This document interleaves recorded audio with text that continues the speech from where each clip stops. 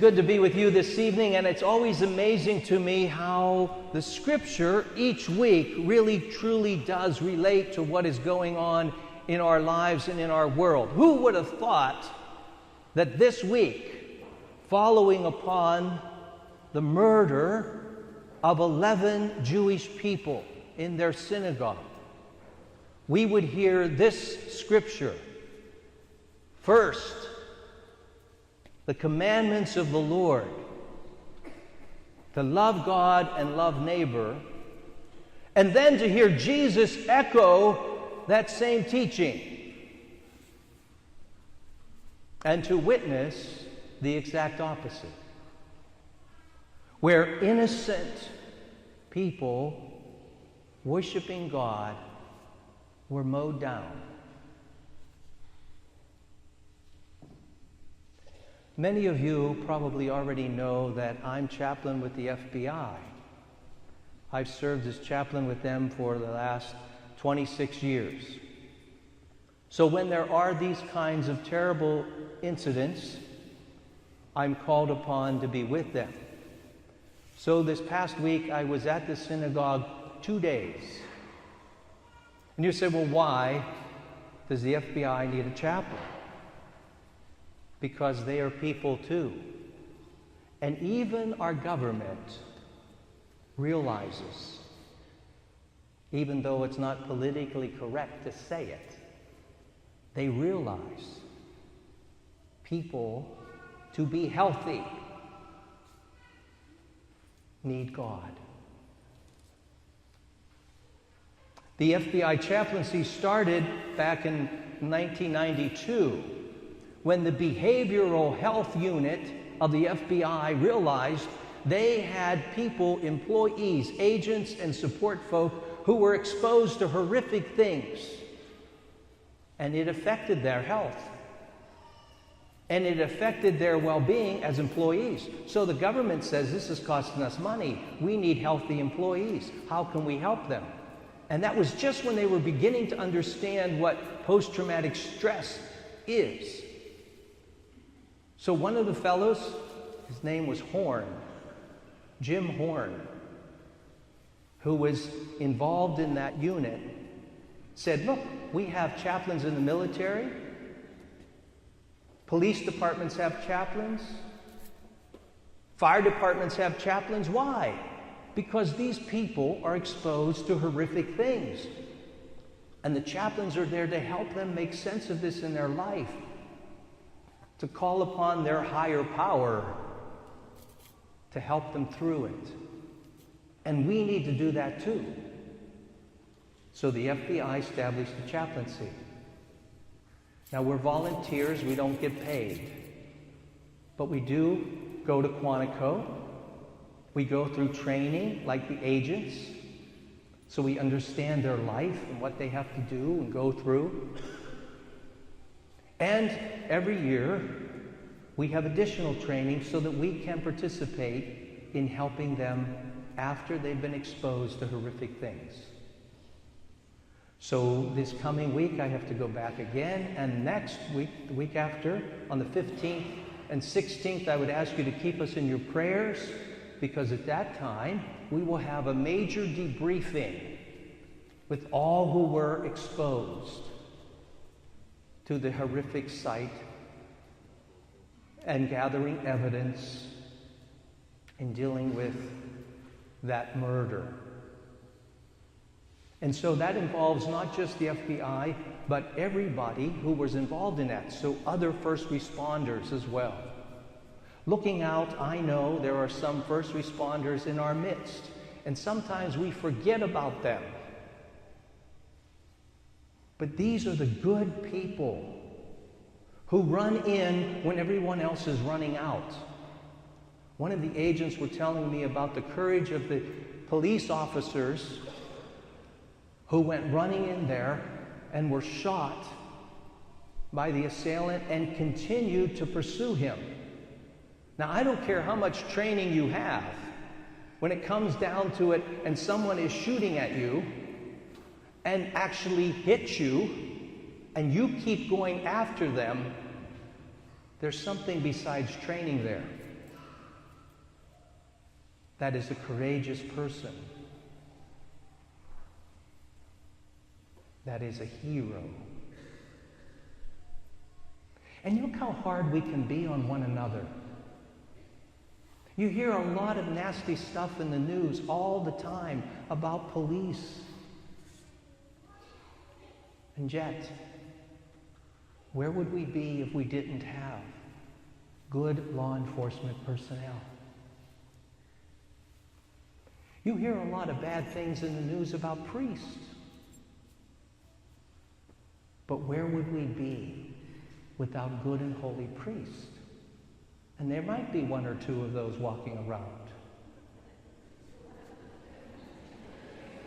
Maybe. The Lord calls us to love Him and love our neighbor. But do we really think about that? Who do you find hard to love? Sometimes it might be the very people that we live with. How about be loving and welcoming to one another without prejudice? Just recognizing this person is a person loved by God. No matter what we think of them, no matter what parish they might belong to, that we're all one. To be welcoming. Do you know what a difference it makes? Sometimes just a smile. You notice that some people go around with a scowl on their face. Just a smile.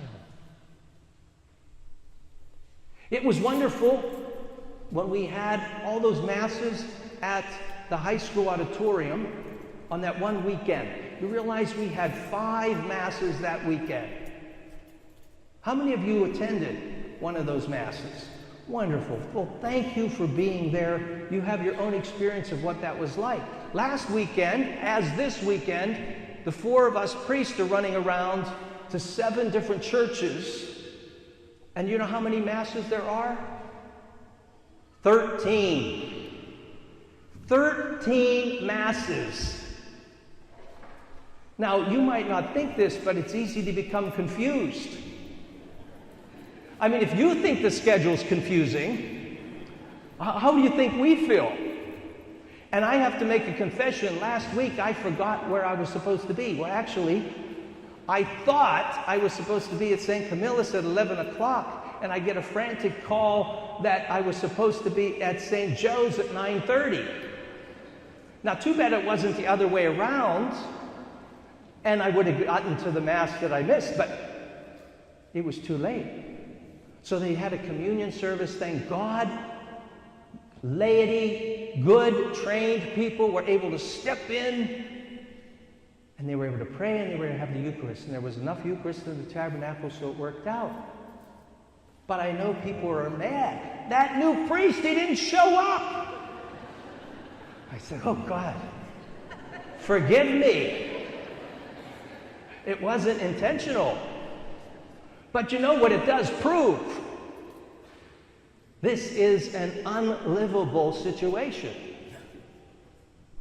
I mean, you only have to go to one Mass on the weekend.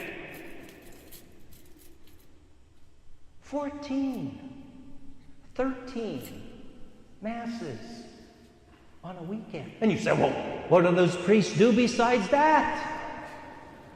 Well, you'd be surprised. So we have to do something.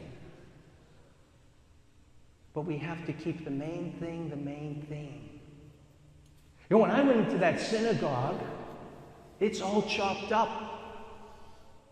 There's stairways and rooms and other rooms, and I don't know if it was over time that they added on or what. And of course, the assailant, he went through all those rooms shooting up everybody. In one room, there were over 100 rounds.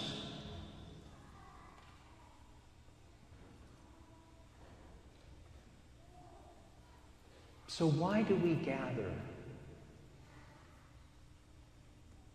Is it because of the building? Is it because of the time? Is it because of the place? Is it because we have other things to do and we fit it in? Or are you and I here right now out of love for God and love of a neighbor? If our worship is based on anything less than that, we're missing the point.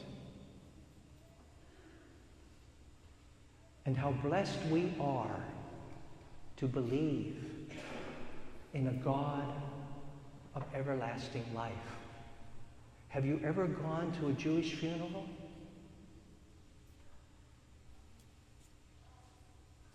They don't speak of the resurrection. They speak of mourning the loss of life.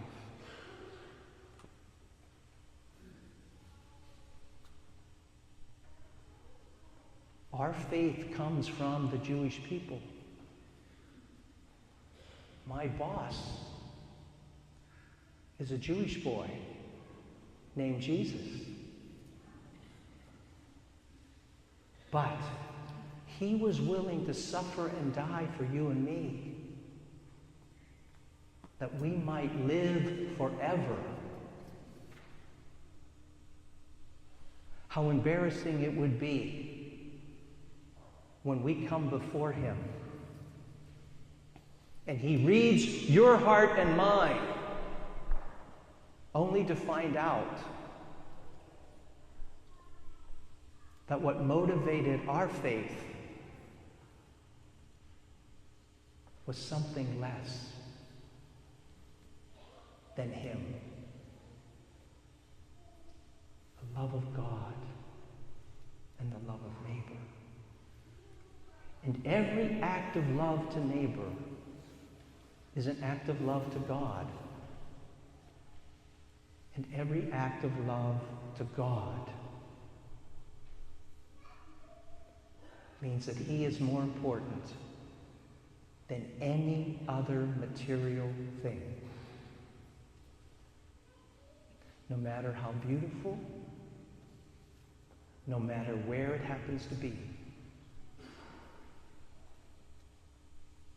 Love of God and love of neighbor. Next weekend, the bishop asked that we have a collection for those folks at the synagogue, a little sign of sacrifice and love for what they've gone through. But may it be more than that. May we remember